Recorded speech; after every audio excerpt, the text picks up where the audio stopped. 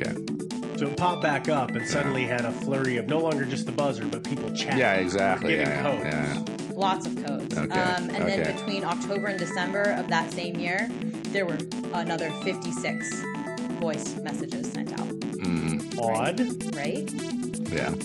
Each of these, with the exception of the one on September 10th, replaced the familiar UVB76 call sign with a MDZHB call sign.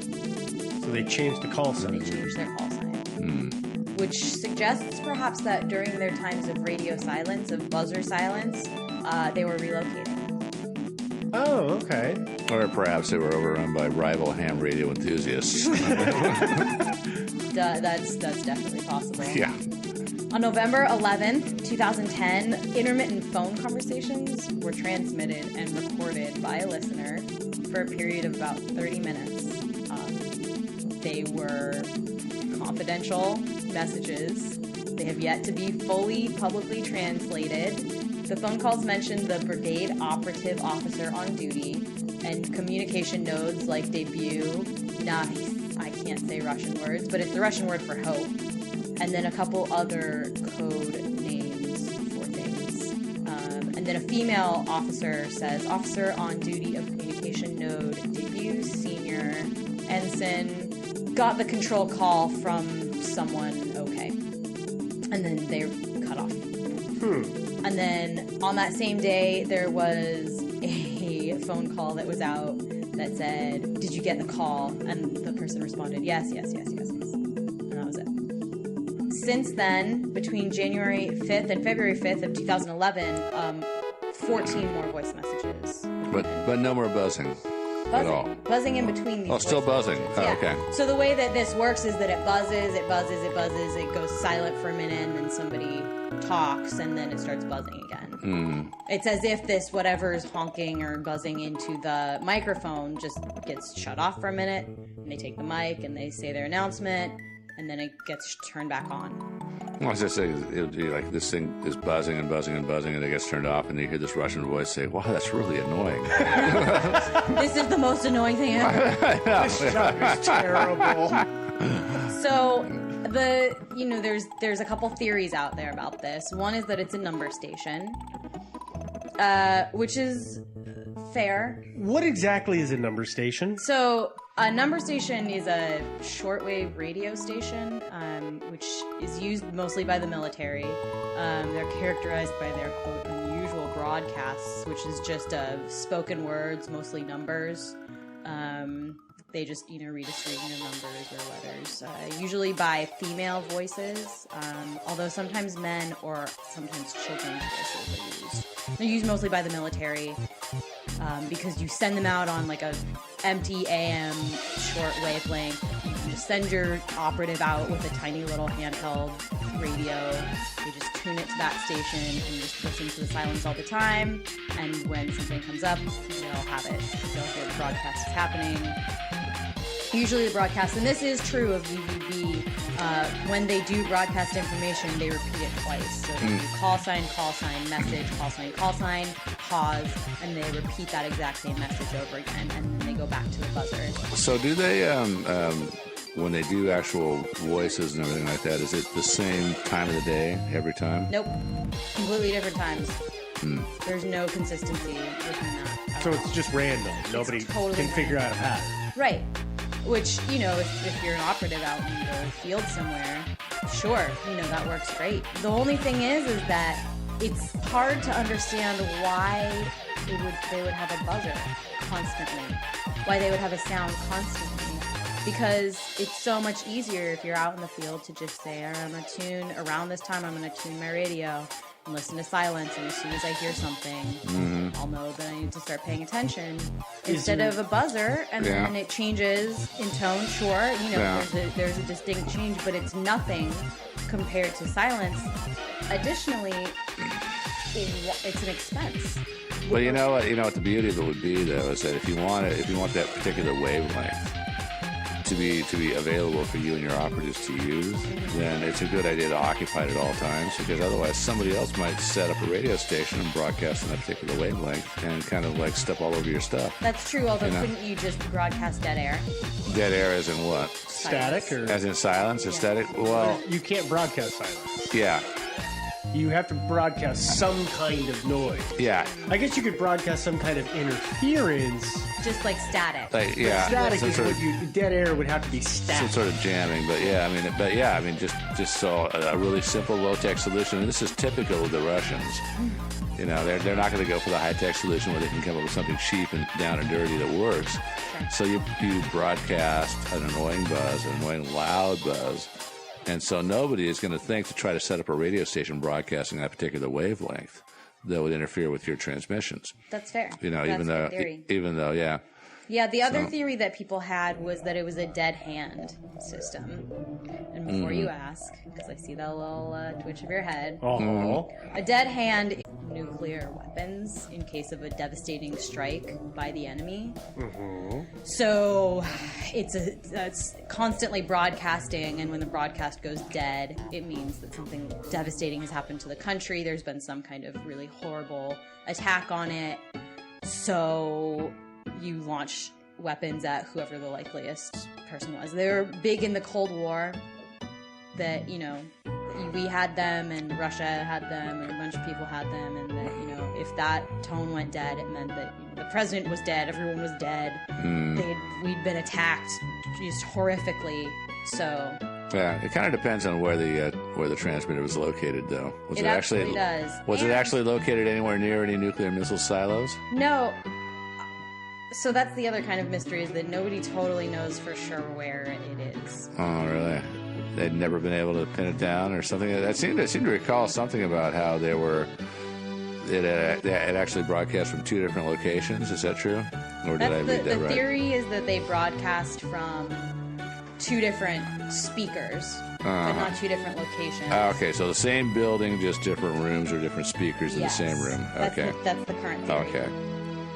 The problem with the dead hand theory is that it did go silent Yeah, and and no. nothing happened. Yeah.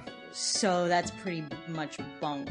Yeah. So, you know, I guess the question kind of is, what Well, this thing, and why are the Russians still using this mechanical device? And but the buzzing is the buzzing still occurring? I mean, it shut off in what, 2007 or 2010? When did the buzzing stop? never. Oh, it's still going on. It stopped for just briefly. Uh-huh. It went off the air for 24 hours, but But it's still going on. it's still going on. You can still Yeah. tune in and listen to it today. Yeah. Now, I seem to remember something when I was going through, and this might just be a troll on the internet, that somebody was saying that they had figured out what the location that it was broadcasting from was, and that when they went there, it was a derelict building that had some old, decrepit broadcasting equipment in it, and some code books and stuff like that. But since the hand was going, this was, I'm guessing, after the point where it went dead for a bit and then popped back on the air, and so that was the transition period. Yeah, that's the theory, and that's stuff that I've heard too, that they found, that some urban explorers found That's this exactly the same derelict story. little place. Yeah, I don't know how much I believe. Yeah, it's the internet. I mean, everybody can make whatever story they want up and say, I found all this stuff, but I'd never disclosed it. I burned it for secrecy because I didn't want the KGB after me. Yeah. Bunk. But I've heard those stories, so I don't know if you've ever heard anything that seemed concrete evidence that it had actually shifted locale. No, the most concrete, I think that it's probably true. If that story is true, which it may well be that they found it. I don't know why else it would go quiet for 24 hours. I mean, technical difficulties, sure, but that should only take an hour or two, especially since the technology seems to be just pretty much the basics. Those vacuum tubes are hard to replace. They are. Yeah. They don't make them no It more. sounds like those old toys that you would Yeah. around your head.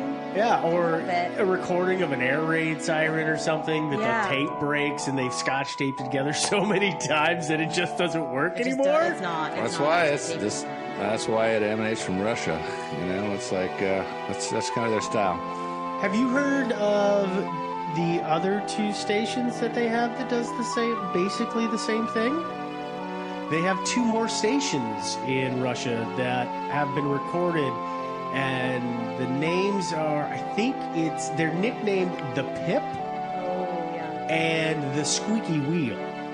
Yes. And they have a very similar history of everything is just fine, constant buzz, no big deal. And then there have been some interruptions where suddenly they're being used with verbal casts or audio being sent out, but nobody knows why that's happening.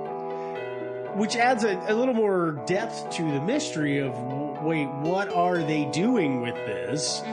Is this travel plans for the country's mascot, or is this air raid scenarios or formations? I don't know. The Pip sounds exactly like the buzzer used to sound.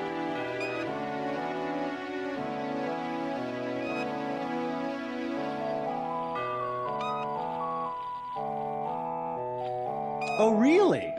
It's gone through a couple different incarnations throughout the years of what it sounded like. And the Pip is what it used to sound like in the 80s, actually. So we'll check out the squeaky wheel. So the Pip is, It may have been the same technology. which sounds to me almost as if it's a heart rate monitor. So, yeah, what are they doing over there?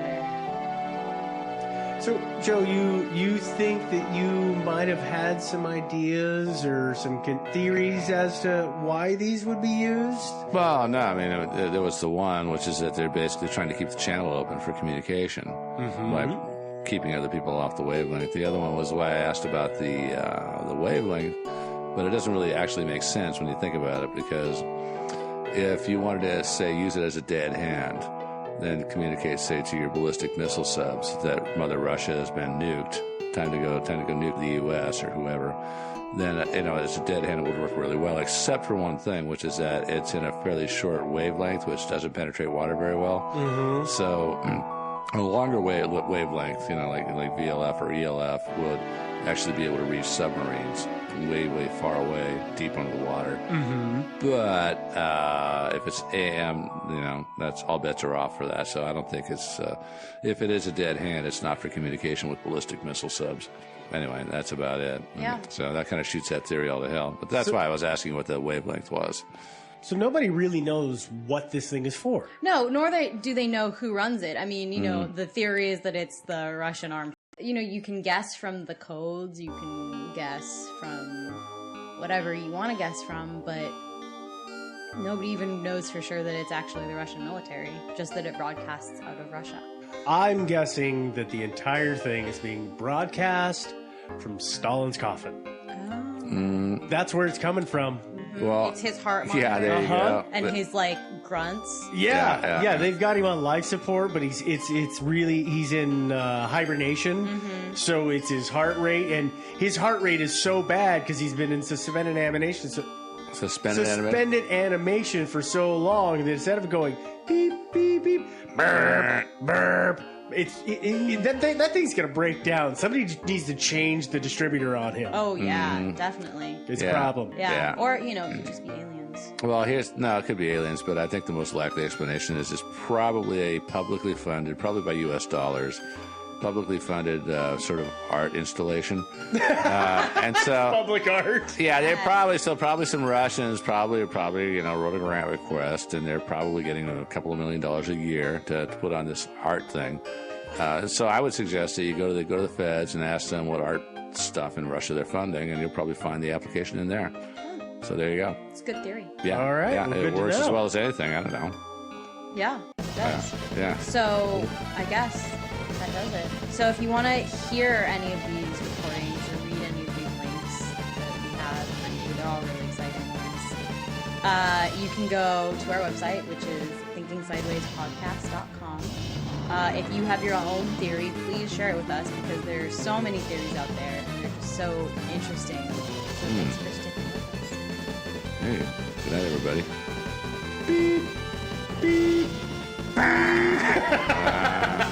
До свидания.